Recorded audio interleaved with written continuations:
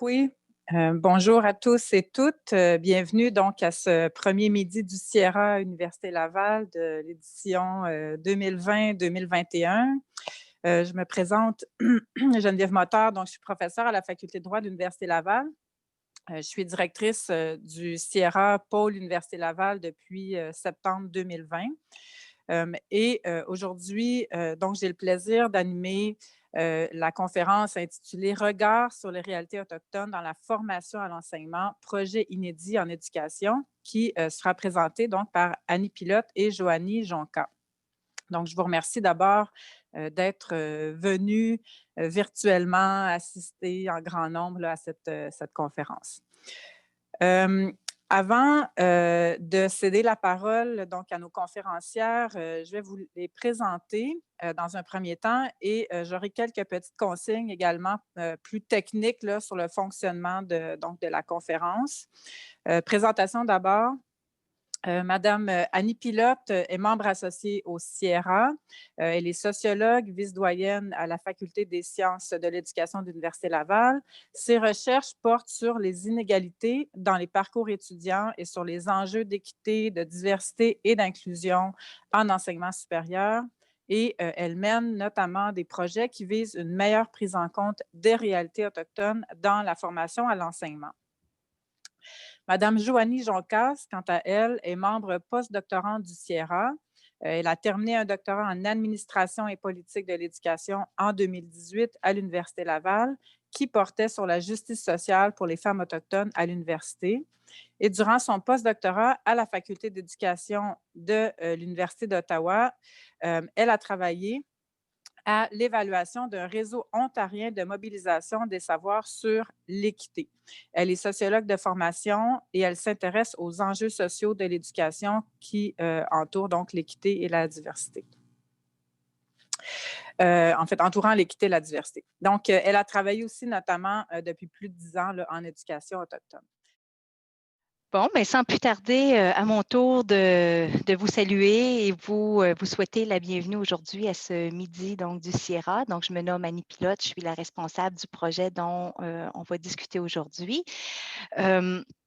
Alors, j'aimerais, avant de commencer, bien entendu, prendre le temps de souligner et remercier là, les générations des Premières Nations et d'Inuits qui nous accueillent sur leurs territoires ancestraux, qui se nomment maintenant là, la province du Québec. Alors, et également souligner les remerciements les plus sincères à l'ensemble des partenaires qui ont rendu ce projet possible, en commençant par le ministère de l'Enseignement supérieur, qui, dans le cadre de ces projets inédits, ont cru dans ce projet-là et nous ont soutenus, permettant vraiment d'amorcer un fantastique travail de collaboration dont il nous fera plaisir là, de vous entretenir aujourd'hui.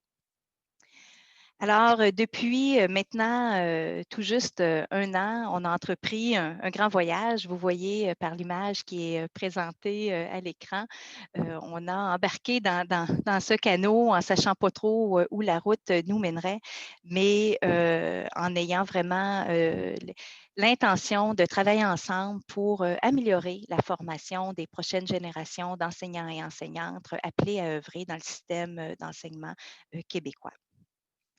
Alors, pour commencer en vous présentant peut-être les origines du projet, passer à la diapo suivante. Est-ce que oui, merci. Alors, il faut vraiment retourner aux différents appels à l'action en éducation qui ont été formulés par les différentes commissions et enquêtes qui se sont penchées sur différentes questions des premiers peuples au Canada, en commençant par la Comité de vérité et réconciliation qui a effectué plusieurs recommandations, évidemment, plusieurs appels à l'action dans le domaine de l'éducation. Et on y trouve notamment à la 62e appel à l'action, un appel aux établissements d'enseignement postsecondaire de former les enseignants sur la façon d'intégrer les méthodes d'enseignement et les connaissances autochtones dans les salles de classe. De même, la Commission d'enquête nationale sur les femmes et les filles autochtones disparues et assassinées ont également émis beaucoup de recommandations qui ont trait à l'éducation, dont celle qui s'adresse au ministère de l'Éducation et de l'Enseignement supérieur, d'intégrer au curriculum scolaire obligatoire une formation élaborée en collaboration avec des organisations autochtones relatives aux réalités socioculturelles, historiques et contemporaines des Autochtones. Également, en 2019, la commission vient, par son petit nom, donc Commission d'enquête sur les relations entre les Autochtones et certains services publics, a recommandé d'inclure, en collaboration avec les autorités autochtones et les Inuits du Québec, dans les parcours de formation collégiale et universitaire menant à une pratique professionnelle, des connaissances ayant trait donc aux Premières Nations et Inuits. Alors, on voit bien que l'éducation est fortement interpellée pour aborder les réalités autochtones, pour une meilleure prise en compte et dans un esprit de leur réalité et dans un esprit de réconciliation.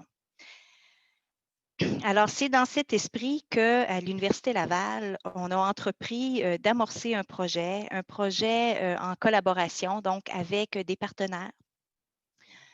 D'autres partenaires universitaires, donc l'Université du Québec à Trois-Rivières et l'Université de Sherbrooke, et avec de multiples partenaires d'organisations autochtones pour prendre en compte dans nos programmes de formation à l'enseignement respectifs les réalités, connaissances, savoirs des premiers peuples.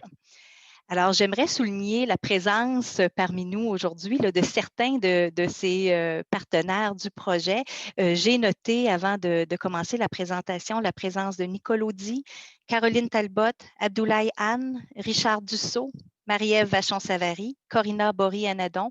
Et il y a peut-être d'autres personnes qui sont entrées depuis le début de la présentation que je n'ai pas encore vues, mais je souhaitais vraiment mentionner leur présence et les remercier pour leur participation dans ce projet. Alors, pourquoi on a choisi à l'Université Laval et avec nos partenaires de s'engager là-dedans?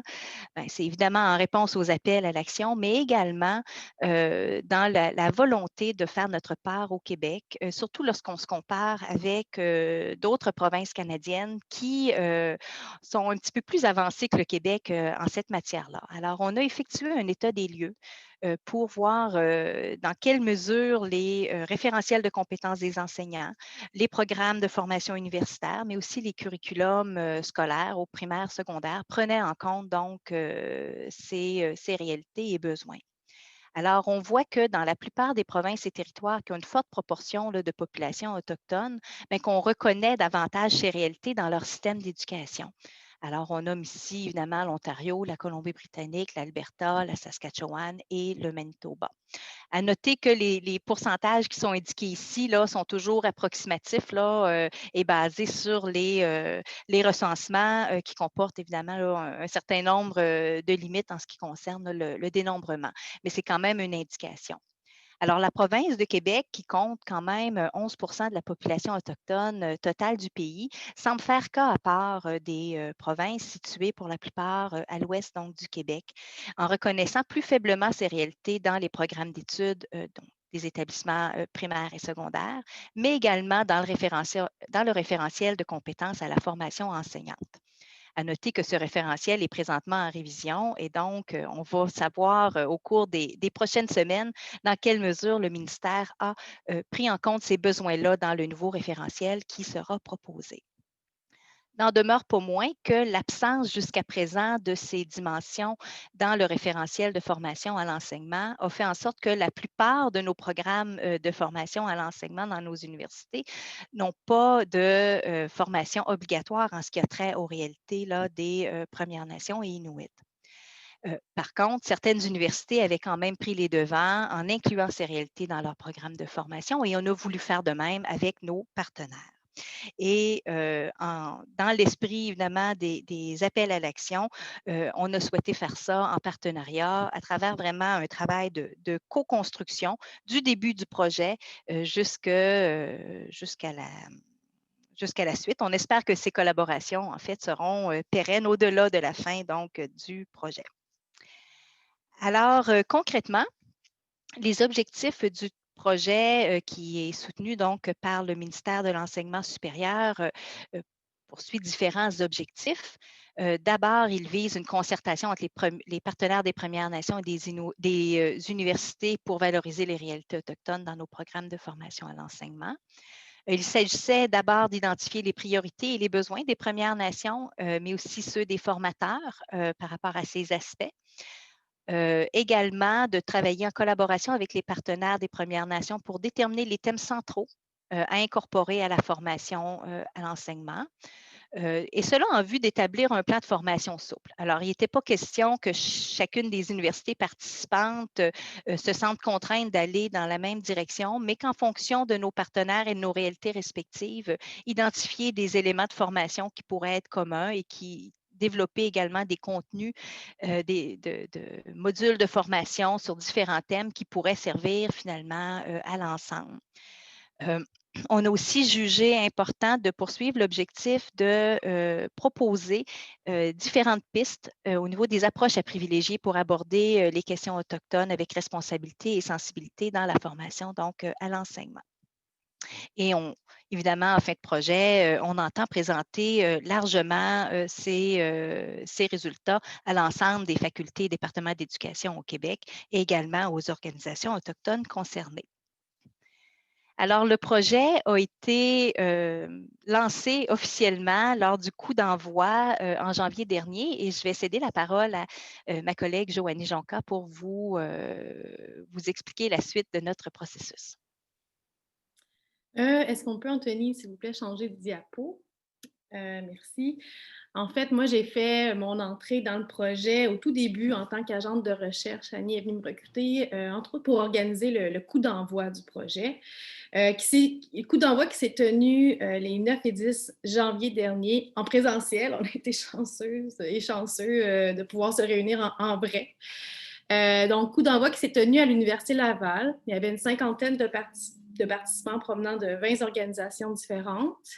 Le but de ces 2 journées, c'était vraiment de favoriser les échanges entre les participants pour que chacun puisse s'exprimer sur leurs attentes vis-à-vis du projet, leurs besoins, quelles seraient les priorités de travail, puis également le rôle que chacun percevait qu'il pouvait jouer à l'intérieur du projet. Si on peut avancer dans la présentation. Lors de la seconde journée, parce que le coup d'envoi s'étalait sur 2 jours, les participants étaient davantage regroupés en équipes, parce qu'on a formé 3 grandes équipes, donc l'équipe de l'Université Laval, l'équipe de l'Université de Sherbrooke et l'équipe de l'Université du Québec à Trois-Rivières, pour vraiment réfléchir sur quelles seraient leurs thématiques propres à eux, les thématiques de travail, les moyens, comment travailler ensemble, quelles sont nos priorités. Donc, ces objectifs et que notre travail-là ont été notamment, surtout choisis lors du coup d'envoi. Et également, lors de cet événement-là, là, on peut avancer encore dans la présentation. On avait organisé des tables rondes sur 3 grandes thématiques, donc une première en lien avec la réconciliation des savoirs dans la formation à l'enseignement, qui visait ici à susciter une réflexion sur comment adapter, se réapproprier, puis négocier les différents savoirs, notamment ceux relatifs aux réalités autochtones dans la formation universitaire à l'enseignement. Une autre table ronde là, où c'était les organisations responsables de l'éducation autochtone au Québec qui venaient s'exprimer sur leurs attentes quant à la formation universitaire à l'enseignement. Puis une autre table ronde qui portait plus sur le partage et la présentation, le partage d'outils et la présentation d'expériences qui pouvaient être inspirantes pour valoriser les réalités autochtones dans la formation universitaire à l'enseignement. À la suite de ce coup d'envoi-là, donc on a fait un rapport assez exhaustif qu'on a envoyé à tous les participants, puis ils étaient libres de nous retourner leurs commentaires, modifications, tout ça. Puis c'est vraiment ce qui a mis un peu la table au projet, qui a orienté les différentes décisions qui ont été prises par la suite, les lignes directrices du projet. On peut avancer dans les diapos. Donc, ça en est suivi, après le coup d'envoi, une invitation à tous les participants qui étaient présents pour collaborer au projet et aux différents comités qui le composent. Presque tous ont accepté de s'engager dans l'un ou l'autre des comités que vous voyez ici, là, que ce soit le comité de coordination ou dans un ou l'autre des 3 comités régionaux. Vous voyez ici la liste des partenaires. Bon, il faut aussi ajouter les 9 professeurs universitaires associés au projet, donc 3 dans chacune des universités, ainsi que les étudiants assistants de recherche là, qui gravitent autour de ces comités. On a cherché à travailler davantage avec les nations pour lesquelles l'une des 3 universités se situe sur leurs territoires ancestraux. Globalement, le comité de coordination veille surtout à la réalisation du projet en prenant les décisions plus stratégiques collectivement, puis en déterminant les orientations générales du projet, alors que les comités régionaux assurent surtout la réalisation du matériel destiné à la formation universitaire, au programme de formation universitaire de chacune des institutions des universités, comme le disait tout à l'heure Annie. Donc, il y a vraiment une volonté que le travail soit aussi adapté à la réalité de chacune des universités. Pour chacun des comités que vous voyez là, il y a un coordonnateur ou une coordonnatrice qui a été embauché pour coordonner les activités, puis également des assistants de recherche qui ont été embauchés pour répondre aux différents besoins. On peut avancer.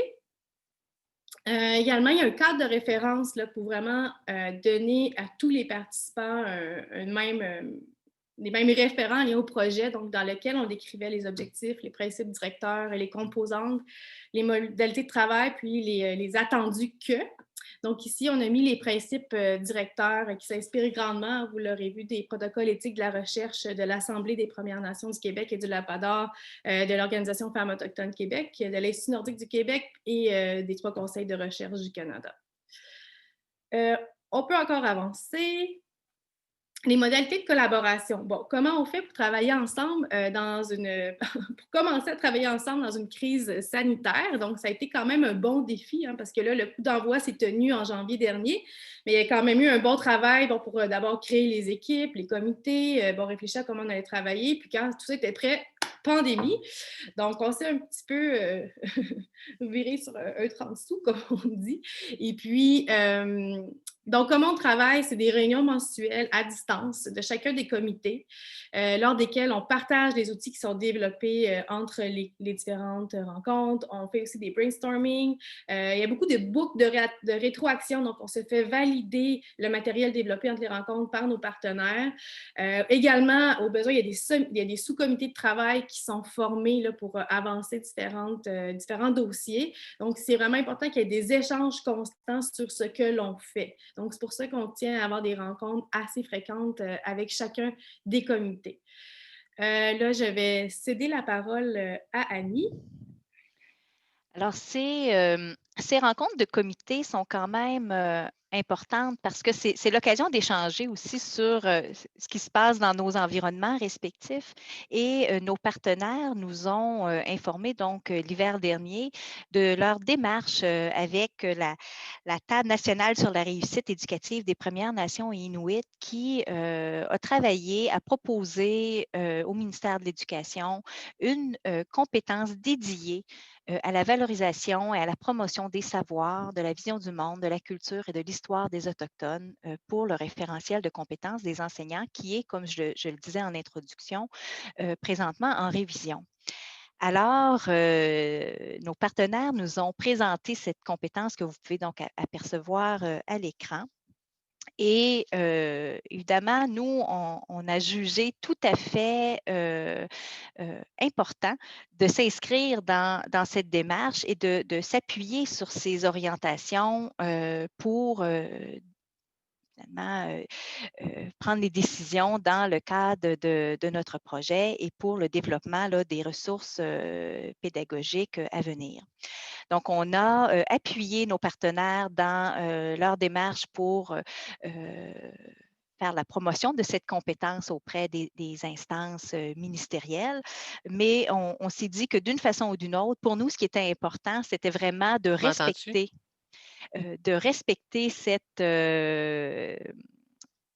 cette volonté donc de la table et de faire en sorte que dans tout le travail qu'on mène, on garde à l'esprit les différents éléments de cette compétence.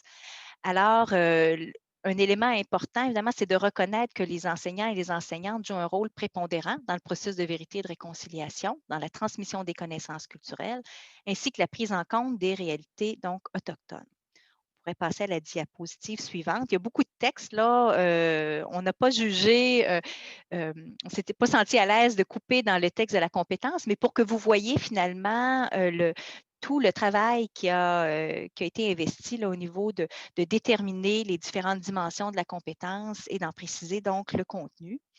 Un des éléments qui nous semblait extrêmement important, c'est que l'expertise des Autochtones doit être reconnue, puis l'enseignant et l'enseignante doit utiliser des contenus authentiques qui ont été créés par des autorités reconnues par les communautés.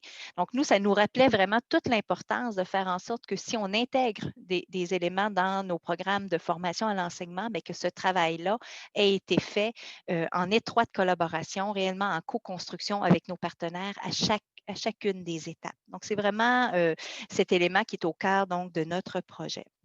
Vous pourrez voir à la diapositive suivante les différentes dimensions de cette compétence professionnelle des futurs enseignants qu'on retrouve au niveau de ce qui est communément appelé donc la compétence 15. Et donc, vous pouvez voir l'ampleur de ce qui est à réaliser au niveau de la formation des enseignants. Et ça peut évidemment se faire par le biais d'un cours qui pourrait s'offrir à l'ensemble des étudiants et des étudiantes en formation à l'enseignement, mais il s'agit également de compétences qui peuvent être développées à travers l'ensemble de la formation en intégrant des contenus là, dans différents cours des programmes donc, de formation. Ce qui nous a amené donc à travailler, à développer différents types de matériaux pour venir outiller les professeurs et les chargés de cours qui œuvrent dans les programmes de formation à l'enseignement. On a commencé d'abord par effectuer une recension des écrits et de produire des résumés de textes scientifiques ou non scientifiques, produire des synthèses critiques de certains écrits importants. Nous avons également répertorié des ressources existantes parce qu'on ne part pas à zéro. Donc, on a essayé de voir ce qui existait déjà comme ressources et qui pourraient être utilisées par les professeurs et les chargés de cours dans leur enseignement. Pour les guider, bien, on travaille présentement, surtout avec le comité de coordination pour le moment, à identifier des repères pour guider la pratique universitaire, les pratiques des enseignants universitaires, pardon. Parce que ce n'est pas tout d'intégrer des contenus, encore faut-il avoir les bonnes attitudes, avoir une sensibilisation évidemment à ces enjeux. Donc, il nous apparaissait absolument important là, de développer ces repères pour nos collègues. Et nous travaillons également à développer différents types de ressources pédagogiques pour des cours de la formation à l'enseignement, que ce soit dans des cours de langue, des cours de sciences technologies, des cours d'univers social, donc des cours de didactique, mais également des cours de fondements sociaux, donc à travers différents modules ou thèmes à intégrer dans ces cours déjà existants. Et dans certaines des universités participantes, il y a également le développement d'un cours dédié traitant des réalités autochtones qui seraient intégrés dans leurs programmes respectifs. Alors, pour vous donner une idée de la grande variété des thèmes qu'on aborde là, dans le développement de ces différentes ressources pédagogiques, on a traité notamment d'éducation holistique et des différents concepts clés, qu'on parle de réconciliation, qu'on parle de sécurisation culturelle, qu'on parle de décolonisation. Donc, essayer de développer aussi donc, des outils pour se familiariser avec les concepts clés.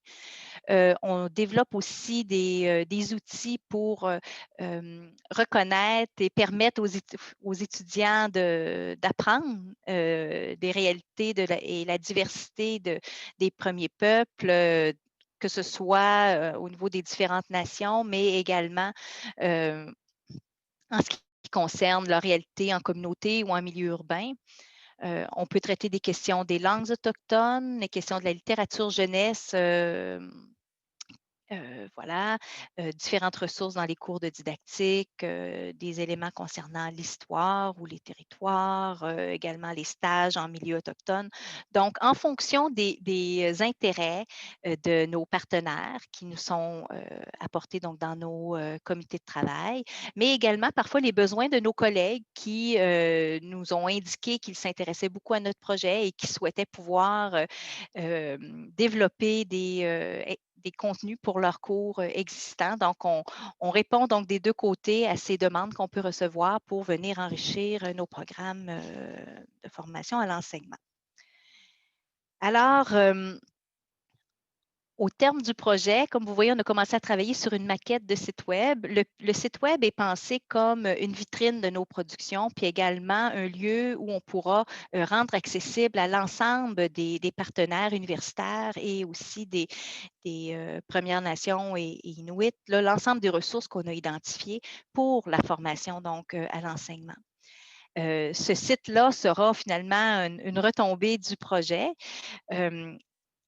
Et il permet en même temps de répondre à une demande qui nous a été exprimée lors du coup d'envoi en janvier dernier, qu'il était important que le travail effectué par, malgré tout, un nombre limité d'universités et de partenaires, de faire en sorte que ce travail-là puisse être rendu accessible, disponible très ouvertement à l'ensemble des acteurs universitaires et donc des communautés.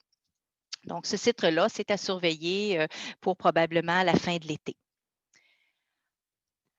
En guise de conclusion, avant d'ouvrir les échanges, alors, on espère que ce projet nous aura permis, en fait, d'initier les fondements, des fondements qui sont favorables à une collaboration qui se voudrait pérenne. Toutes les universités participantes ont jugé important de mettre sur pied des comités, que ce soit un comité conseil, des comités de concertation, peu importe, qui vont permettre réellement sur une base paritaire ou voire même avec une représentation encore plus importante des partenaires des premiers peuples pour nous permettre de continuer à avancer ensemble et d'avoir toujours de toujours avoir recours à leurs avis, mais également d'avoir des lieux pour qu'ils puissent nous exprimer des besoins et des attentes en ce qui concerne nos programmes donc, de formation. Alors, nos universités sont actuellement engagées plus largement que les facultés d'éducation, évidemment, à faire place aux premiers peuples. On peut voir ça comme un travail de longue haleine, un pas à la fois. Donc, pour nous, dans les facultés d'éducation, on a entrepris par la formation à l'enseignement, mais il va de soi qu'on a aussi une plus grande diversité de programmes qui pourront aussi bénéficier du travail qu'on effectue présentement. Donc, on souhaite ardemment que cette expérience extrêmement riche là, de collaboration soutenue permettent d'avancer ensemble vers une meilleure valorisation, promotion des savoirs, vision du monde, culture et l'histoire des Autochtones dans nos universités.